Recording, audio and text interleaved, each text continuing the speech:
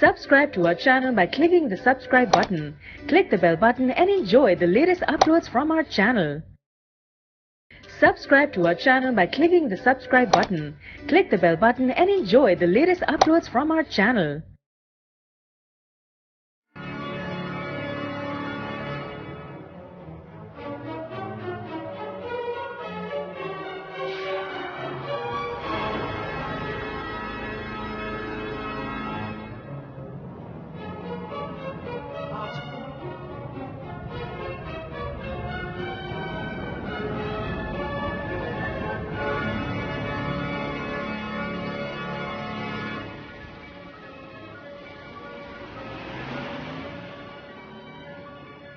Since 1987, the UK P&I Club has been tracking incidents that threaten owners' profits, putting jobs and lives at risk. The club's annual analysis of major claims shows that collisions, pollution, damage to property and personal injuries all take a serious toll. But most expensive of all are cargo claims, accounting for 1 in 4 insurance payouts. Human error plays a part in at least 7 in 10 claims. The way the industry is changing, the club believes this situation will get worse unless action is taken.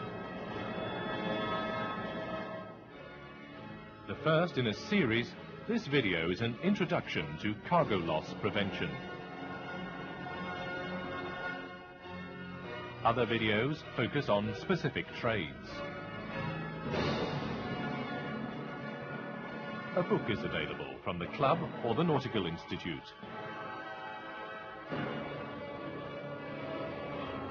The club has taken these initiatives believing that owners, charterers, traders and ships officers could all benefit from a more open approach to the carriage and care of cargoes.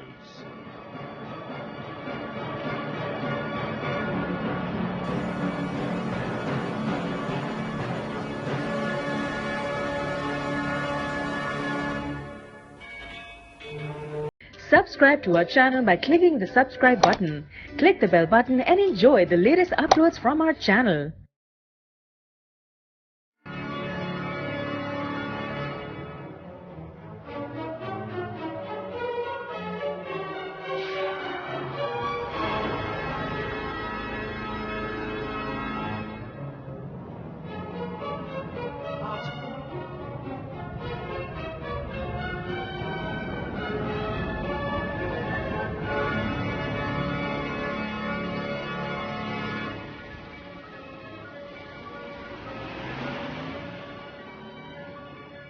Since 1987, the UK P&I Club has been tracking incidents that threaten owners' profits, putting jobs and lives at risk. The club's annual analysis of major claims shows that collisions, pollution, damage to property and personal injuries all take a serious toll. But most expensive of all are cargo claims, accounting for 1 in 4 insurance payouts. Human error plays a part in at least 7 in 10 claims. The way the industry is changing, the club believes this situation will get worse unless action is taken. The first in a series, this video is an introduction to cargo loss prevention. Other videos focus on specific trades. A book is available from the club or the Nautical Institute. The club has taken these initiatives believing that owners, charterers, traders and ships officers could all benefit from a more open approach to the carriage and care of cargoes.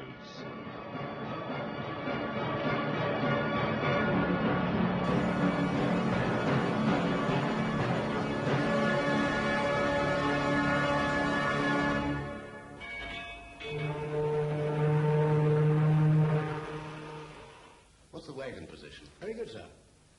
Yeah, the train's away. Once, most shipping companies owned their own vessels and employed their own seafarers. A man might serve for many years in the same trade, gathering experience of his ship, her owner, crew, ports of call, and the cargoes she carried.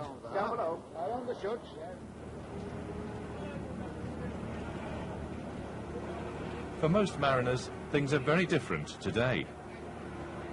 A master whose experience is mainly carrying timber and bauxite in the North Atlantic might well be called to Africa to take command of a vessel carrying rice. He'll probably sail within hours of his first sight of the ship. There won't be time to get to know the other officers. The mate may have no experience of this type of trade or even this type of vessel before this voyage. It could be 2 years since the second mate last went to sea, and then on supply vessels. The booster pumps for the main engine. Commercial pressures mean crews which are smaller, often less well trained, and of mixed nationality are here to stay. So are problems like fatigue, language and cultural differences, the enemies of efficiency. Even knowing who you're reporting to can no longer be taken for granted. Unraveling the contractual ties binding owners, operators, shippers, charterers, traders, crewing agents and the rest could be a full-time job. As traditional ways of doing business are replaced by a mosaic of remote relationships, masters and mates will find themselves changing trades and cargoes more often. They will have to change too. Learning how to handle many kinds of cargo at short notice is very different from slowly gathering expertise in one. One thing hasn't changed. The ship's operator is most voyages are conventions known as the Hague and Hague-Visby rules, both very widely adopted. The Hague and Hague-Visby rules provide the carrier with specific defences and the possibility of limiting his liability. In exchange, they impose considerable responsibilities on him. The carrier must exercise due diligence to make the ship seaworthy, properly man, equip and supply her, and make her cargo-worthy. While the Hague and Hague-Visby rules grant the carrier specific defences, they leave him in no doubt about how he's expected to carry out his responsibilities. The carrier shall properly and carefully load, handle, stow, carry, keep, care for and discharge the goods carried. By highlighting ways of preventing loss or damage during each stage of cargo operations, this video aims to help masters and crews carry out those responsibilities.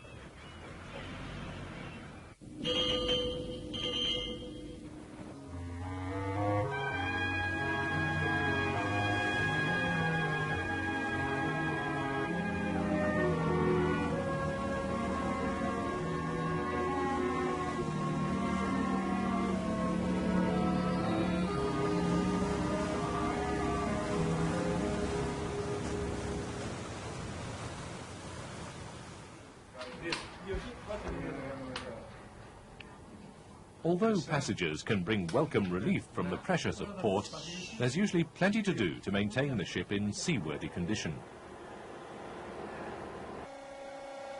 By seaworthy, the Hague rules mean hull, machinery, cargo spaces, equipment and crew must all perform properly so that the ship can go to sea without risk to itself or to the cargo. If a claim arises from a defect which a careful inspection before the voyage would have revealed, the ship owner is almost certain to end up paying. An improperly fastened tank top manhole cover allowed fuel oil to damage a cargo of bagged rice. Similar incidents involving ballast water are common. Faulty lashing gear led to the loss of 15 containers overboard, damage to 5 more, and a settlement exceeding $700,000. Failure of a tanker's cargo pump halted discharge for 10 days while oil prices fell. It cost the owner $750,000.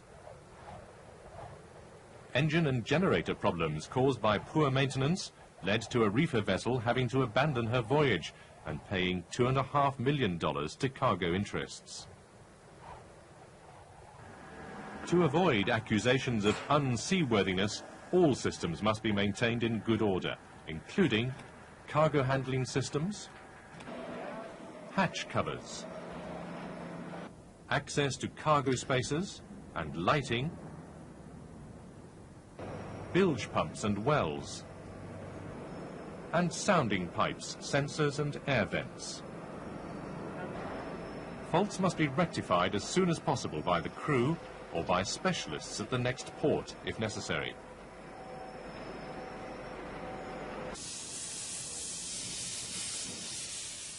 Procedures should be followed properly. Rain damaged 10 tons of grain when a series of mishaps meant a crew took 7 hours to close a hatch while discharging.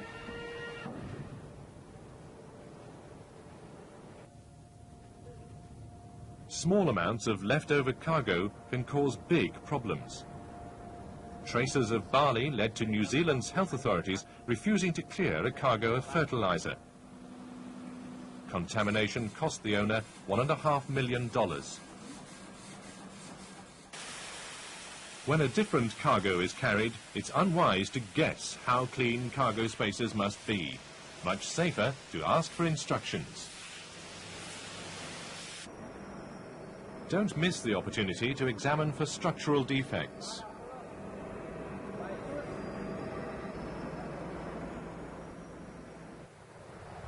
When boats that had failed were ignored, part of a bulk carrier's hold lining was discharged with the cargo. It caused $44,000 worth of damage to a conveyor. Steam leaking from a fuel tank heating coil caused damage to bulk grain, which cost $100,000. Commercial success dictates that time in port should be kept to a minimum. Good commercial preparation is as important as good navigational preparation. Let's have a pre-arrival meeting for Rotterdam. Pre-arrival meetings let all concerned know what to expect and what their own responsibilities will be. Tonight, 2030, we will arrive at Mars River Pilot Station.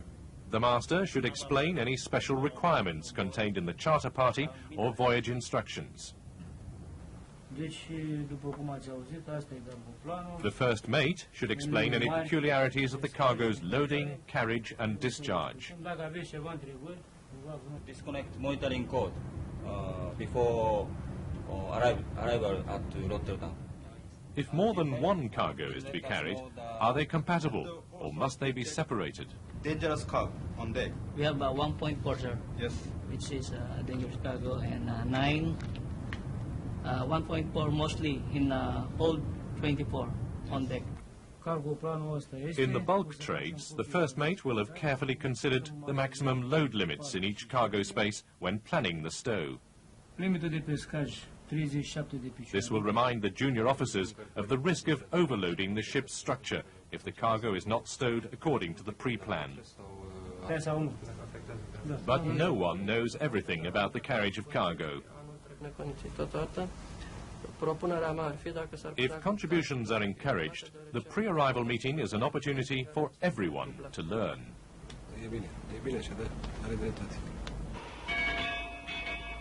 Before arriving in the loading port, remember, do everything possible to keep the ship seaworthy. Be certain how clean cargo spaces should be, and check for structural defects. Convene a pre-arrival meeting so everyone knows exactly what to do.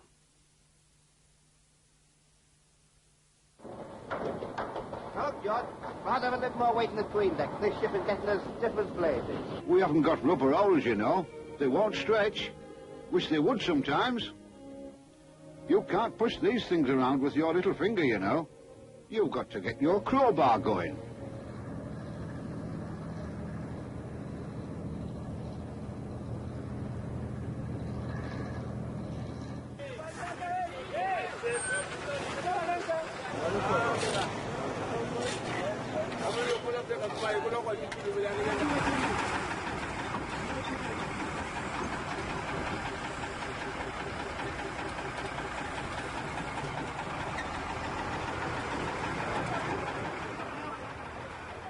Docks are notoriously difficult to secure. No matter how well guarded the entrance, the back door is always open. If officers relax their vigilance, cargo theft will increase. But even when this seems unlikely, security is still vital. What's your business? I came for stevedore. Stowaways are not the only threat to a ship's commercial well-being. Remember, the ship owner's interests are not necessarily the same as the charterers, shippers, receivers or cargo handlers. Access to the ship should be denied to unauthorized persons. If crew are overextended, employ security personnel if necessary. Why then? I want to go inside and take my file. Common identity. Gamuna duga. More rule and regulation we make a fee. Get it? Gamuna duga. Hatches should be closed and doors locked when not in use. Visitors must not be allowed to wander round the ship, take photographs or talk to the crew without permission from the master. It's my usual practice to tell the chief officer. A senior officer should accompany surveyors, but if the demands of arrival make this impossible, a junior substitute must be adequately briefed. Surveyors taking photographs for other parties should be accompanied by a surveyor acting for the ship owner to guard against distortion. Documents must never be signed without thought, however persuasive the argument. Second mate, I believe the chief mate's turned in at the moment getting some sleep. I've delivered the paint, it's all up forward, and it's all exactly according to the receipts. So all I need now is you to sign them. Only sign if you know you are authorized to do so. But the bosun's already checked it. If you don't understand the document or don't know for sure that what it says is right, don't hesitate to say no. Okay, understood. No possible, Signor. Yes, sir. I was sent for you to sign these papers stating that you would not open your hatch doors, so allow the ship Letters to of load. protest should always be taken seriously. Ignoring vague protests by receivers of steel in Libya led to a ship's arrest a year later. They said to say that you need to acknowledge that you would not open your doors. No, I sign on. Sign them for receipt only and forward them to the owner without delay.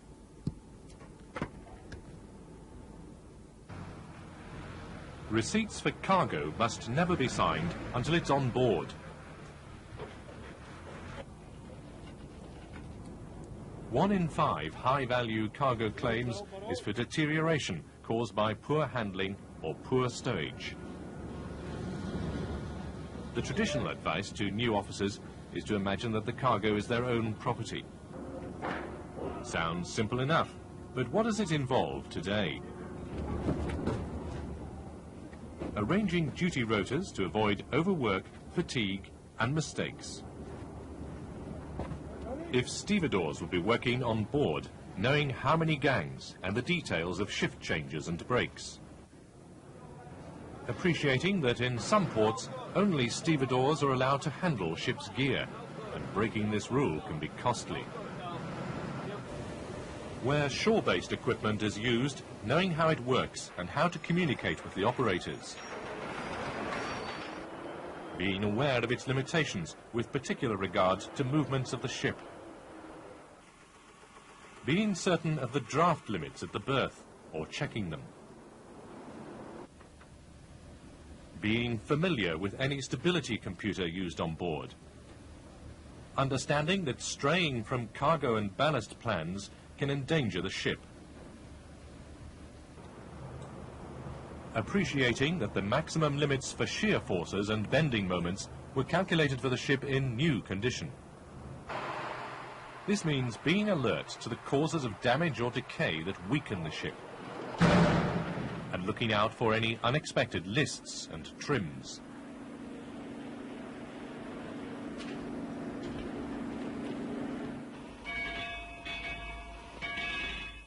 On arrival in the loading port, remember, secure the ship against theft. Restrict access. Escort visitors. Think before you sign. Do you understand it? Are you authorised? Sign letters of protest for receipt only and forward them to the owner. Oversee the activities of stevedores. Consider the consequences before changing cargo or ballast plans.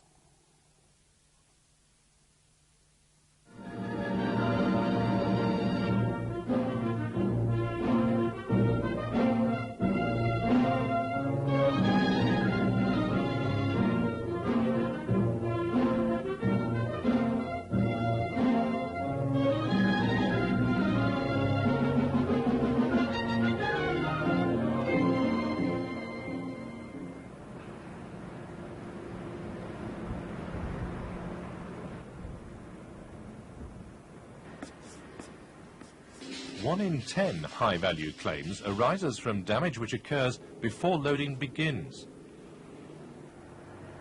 Great savings could be made if officers carried out a pre-shipment inspection whenever possible. It's accepted that they can't be experts on every cargo, but it's expected that cargo officers note any obvious defects to establish whether the cargo is in apparent good order and condition. A tanker may not have the facilities to confirm that a crude oil is Arabian Light, but a sample full of water requires immediate action.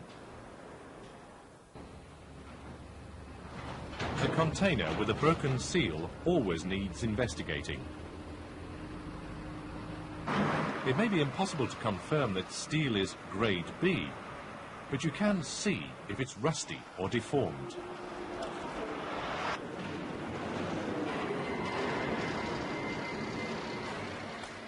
In some trades, pre-shipment surveys are routine, but these may only protect the interests of the shipper or charterer unless the ship owner has arranged his own survey. The master may not be able to carry out a pre-shipment survey himself, but he still has a duty to declare the condition of the cargo when it's received on board. When the cargo's condition is not as described in the bill of lading, there are two options: reject it or clause the bill. In theory. But cargoes are often bought and sold by means of documentary credits, a banking system which rejects claused bills because it can't value them. They're reported to have paid $1 million for 60,000 gas oil. When the condition of the cargo is such that the bill of lading should be claused, a letter of indemnity is sometimes offered instead. Masters should remember that such letters may be entirely worthless if the person giving them is later unwilling to pay.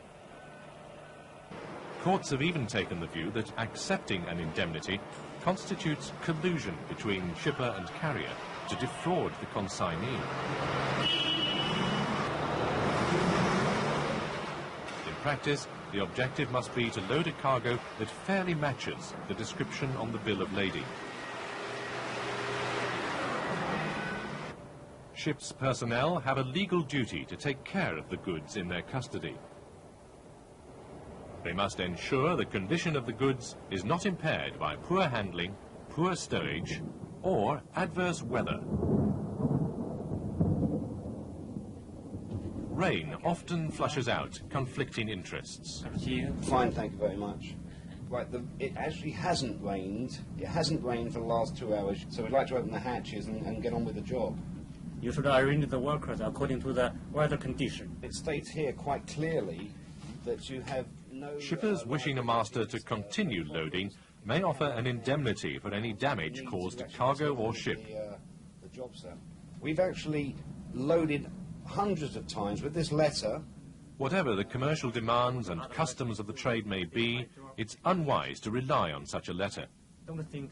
If the shipper is later unwilling or unable to honour it, the letter will be worthless. The little bit of rain that we have, I don't see any problem why we can't come to some amicable arrangement that we can actually get loaded and get you on your way, sir. If raining, you should stop. You must stop. So, I don't accept this letter. Any party seen causing damage to cargo must be made accountable. Even if it's a stevedore or shore operator who mishandles the cargo, the ship owner will be the target of any claim.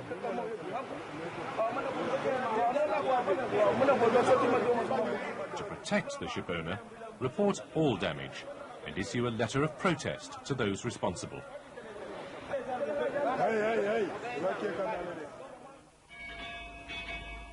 When checking cargo condition, remember: inspect the cargo before loading if possible. Record obvious defects. Report damage and issue letters of protest to those responsible. Don't rely on letters of indemnity.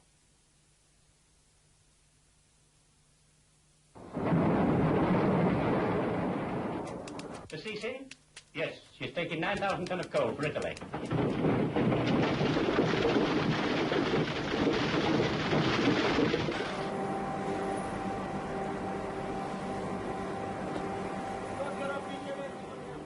The carrier is also responsible for delivering the quantity of cargo stated in the bill of lading. He may face a claim for shortage if the figure discharged is less, even if all the cargo loaded is delivered. Claims for shortage arise for a variety of reasons. Discharging at the wrong port could be prevented by better planning and better supervision of stevedores. Theft on board can be reduced by security. Arranging for a surveyor to seal the holds helps defend against claims for short delivery.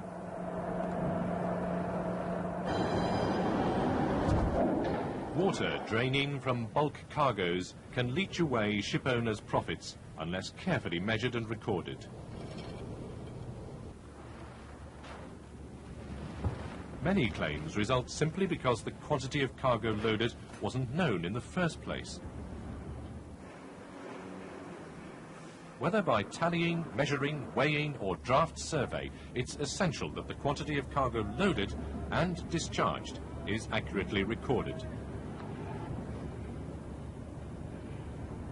If the figure stated by the shipper is incorrect and the quantity actually loaded is known, the mate's receipt and subsequently the bill of lading must be claused to show the real quantity.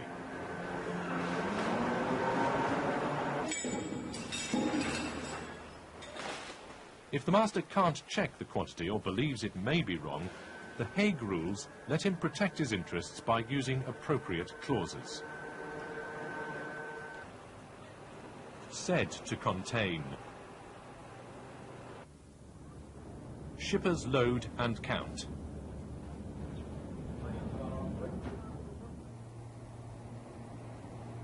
Weight, quantity and quality unknown.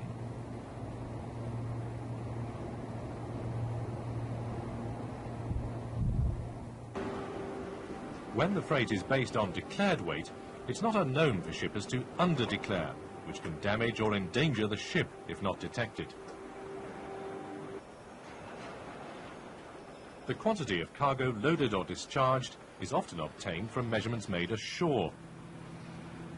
The accuracy of these can never be taken for granted. Standards vary from terminal to terminal throughout the world. The cap, the shell, the catch when they brought you in. It's in the ship's interests always to make its own measurements whenever possible.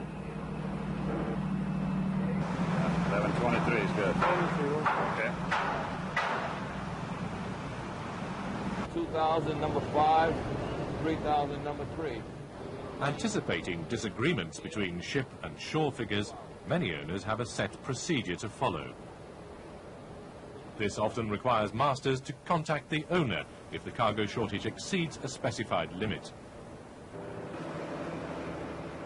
A procedure established in advance can save time, getting the ship moving and earning money again.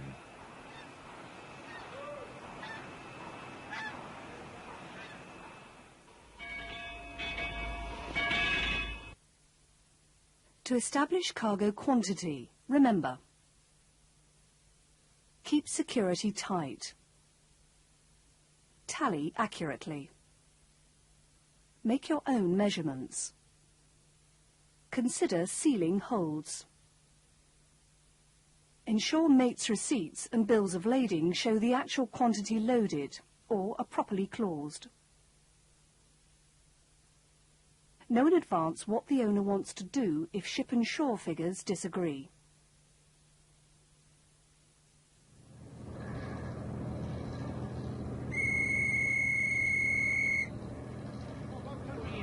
Good evening, my excavator, my bull, all well, no trouble? No trouble at all, sir.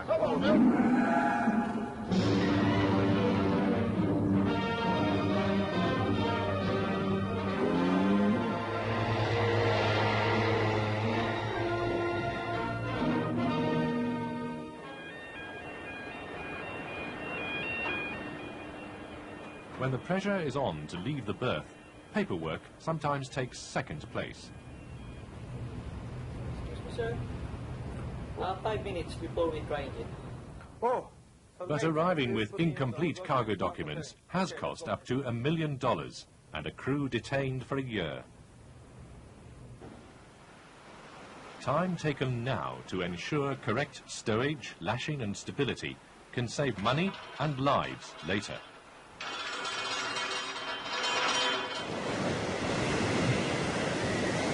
Hatch covers and tank lids require special attention.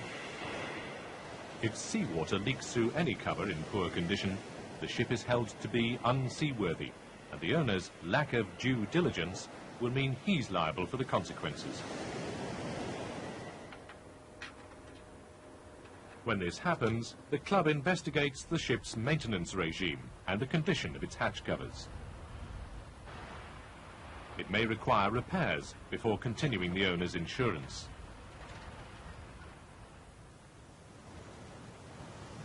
Water damage from below is not uncommon. The best defense is regular sounding of the bilges and always recording what you've found.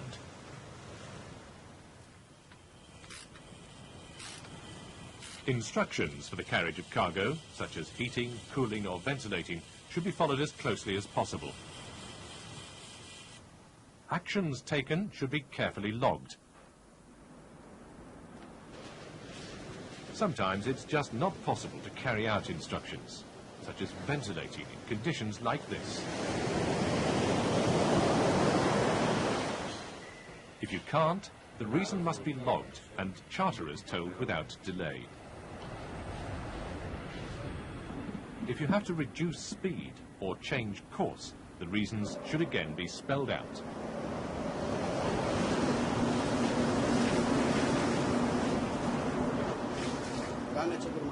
Whatever voyage instructions may say, it's the master who's responsible for bringing ship, crew and cargo safely to the berth.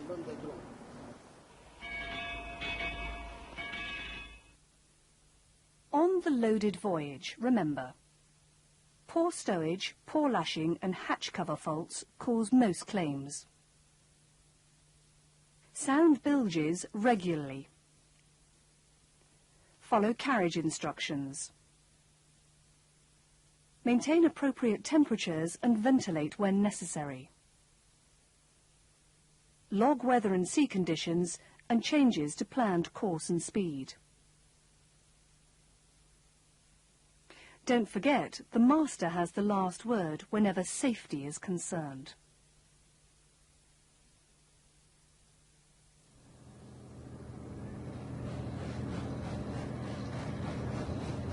peaches over the side to Gilliard's craft. Then biscuits to land. Right. Number 3 hole, 1 gap.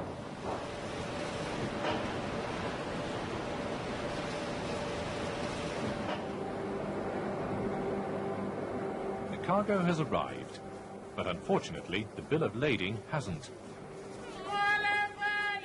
The receiver's agent claims it's stuck in the banking system.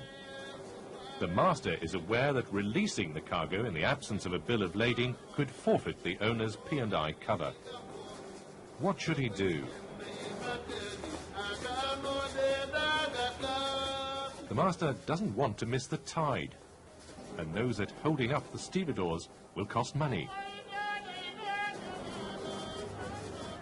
Charter parties sometimes contain an agreement that the charterer will indemnify the owner if he faces a claim for delivering the cargo to the wrong person. The master has alerted the owner and telephoned the charterer for instructions. Until he receives them, everyone must keep cool. Captain, why don't you start discharging the cargo now to avoid any further delay? I must wait charterer's instruction. Even when the charterer gives the go-ahead, the master is cautious. I have to receive written instruction to discharge this cargo from you. Yes. Directions should always be in writing. But you know, I have a fax on board, and you know the number. I will wait. One owner who accepted his charterer's telephoned instructions to discharge was subsequently sued by him for $3 million. Bye. As soon as fax received, we can get recharge cargo. I would be grateful, Captain. The quantity of cargo discharged must be recorded as accurately as when loading. In bulk trades, it's good practice to obtain an empty hold or dry tank certificate, preferably signed by the receiver. At the very least, the master should log the fact that the hold or tank is empty.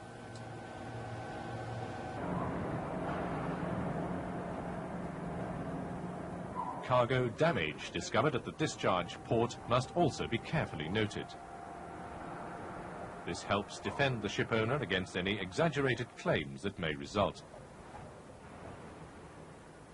It's essential for the master to arrange for a P&I Club surveyor to assess the amount of the damage and advise on the best way to minimize any claims.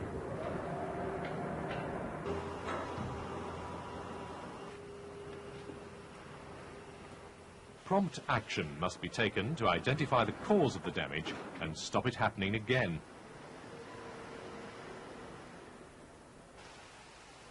Good communication between ship and stevedore helps prevent damage to cargo after discharging. This is not strictly the ship's liability, but in case it's later claimed that the ship was responsible, it's good practice to note any problems.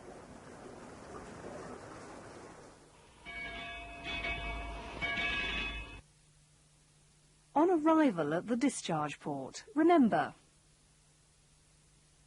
demand original bills of lading before discharging cargo.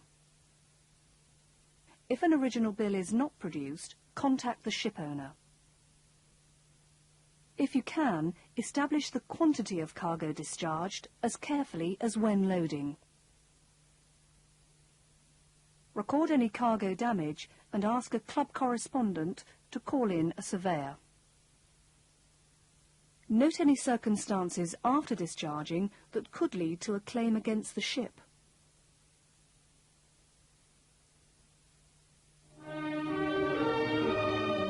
Taking cargo right up to the last miserable minute.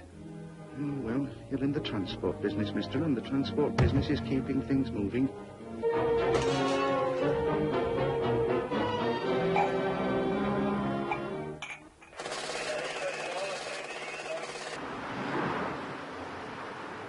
Another cargo safely discharged. Another piece of business successfully concluded. But there's no room for complacency. Remember, human error plays a part in at least 7 out of 10 major claims. Loading a reefer container into a slot where it was kept at 10 degrees instead of -18 cost $20,000. Relying solely on the charterer's tally of cotton bales left a ship defenseless against a $25,000 shortage claim. A vessel infringing US ballast salinity rules in the Great Lakes was held off hire while returning nearly 1,000 miles to sea to reballast. Hatch cover leaks caused damage to wheat worth $1.5 million. Replacement packing and spares were on board, but not used.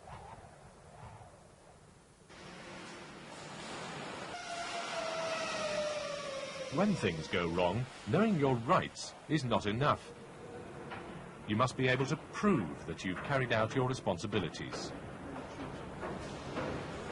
That's why commercial records should be kept as carefully as navigation records. Accurate time recording of each log entry is essential to enable the master to check the agent's statement of facts before sailing. Any stoppages to cargo operations or reductions in pumping rates must be accurately timed and their reasons recorded. Yeah, 45,000 metric tons on board. Sort out any discrepancies with the stevedore or shore operator at the time, not when the ship is about to sail. If a dispute can't be resolved, issue a letter of protest. Okay. It's good practice to log the weather every 4 hours. In any event, the start and end of rainfall should be recorded to keep track of weather working days. Good records make good business sense. They also make good evidence. Nowadays it seems there's no such thing as an accident. Somebody is always to blame.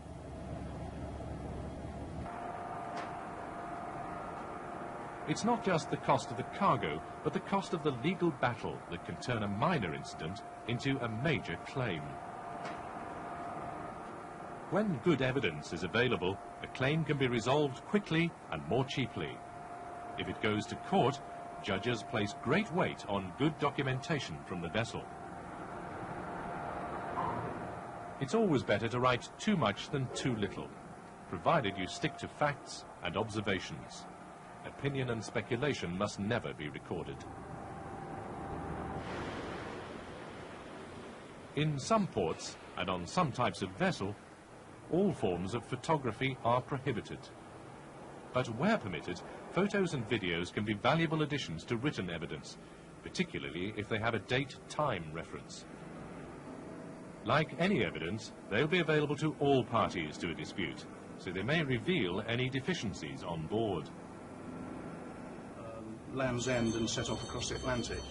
You had a very... If a claim occurs, it'll be difficult to recall what happened by the time you're required to give evidence. Was that the only day when you had bad weather during the voyage? Yes, that would seem to be the only day, as far as I can recollect. And, of course, the log, fair log, evidences it. For example, on the 11th of April... Your records will probably be all you have to refresh your memory, and should be written with this in mind. Write in ink, avoid erasures, and initial any corrections. Yes. So the original, the scrap log, is that still on board the vessel? Well, the scrap logbook is usually returned to the owner's office and then it's destroyed or thrown away because it's a small office and we don't have sufficient storage space. Don't throw away scrap logs, or rough notebooks or reports made after incidents.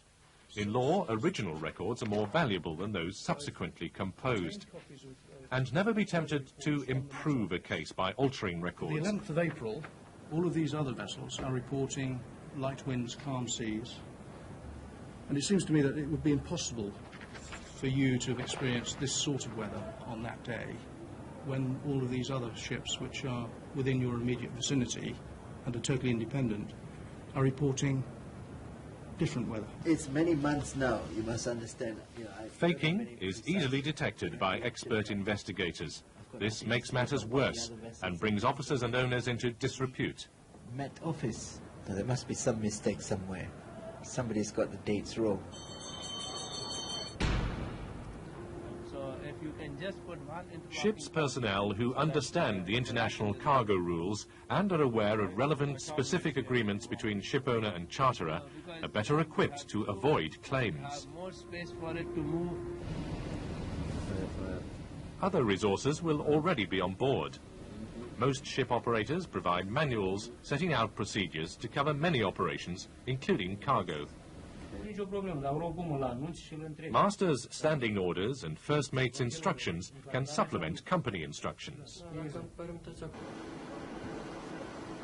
Then there are publications from the IMO, the Nautical Institute, and commercial publishers.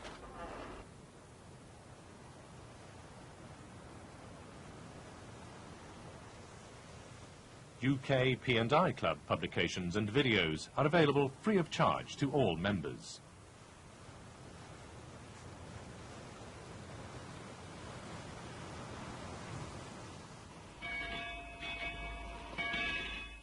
Because human error is the cause of most claims, it pays to think ahead.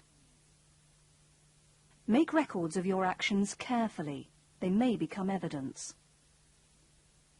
Photos and videos are good evidence too. Don't destroy rough records, even when fair copies are made. Remember, faking is easily detected. Use all available resources to help you carry out your responsibilities.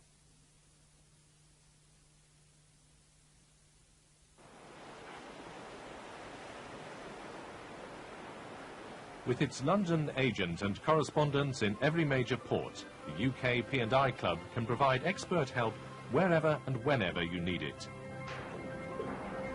Yes, sir, a small hole that caused the leaking. 210006-3. Yes, Captain, how can we help you? I want to inform you about the leakage. Never hesitate to ask for help. Tank container. What we will do is contact our local correspondent in Rotterdam, and we will ensure that a surveyor and a chemist are instructed to attend upon your vessel's arrival. My Manisatu number. No one knows everything about the carriage of cargo. What is your ETA? There is some leakage. The more we share our experience, the better we can take care of business, for the benefit of all.